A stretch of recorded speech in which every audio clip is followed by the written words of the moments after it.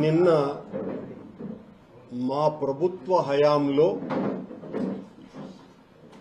పరకామణి చోరీకి సంబంధించిన విషయానికి సంబంధించి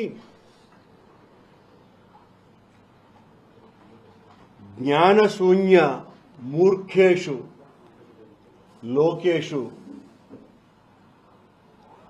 భక్తి లేని రసరాయుడు బిఆర్ నాయుడు వీళ్ళిద్దరూ ముఖ్యంగా లోకేష్ గారు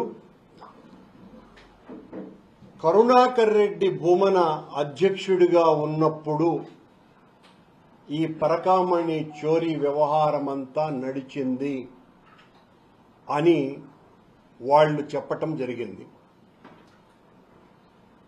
మొట్టమొదట దానికి సమాధానం,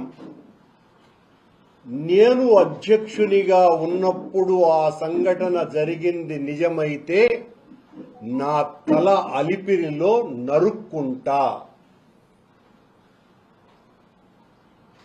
కాదు అన్నప్పుడు వీళ్ళిద్దరూ బహిరంగ క్షమాపణన్నా చెప్పాలా.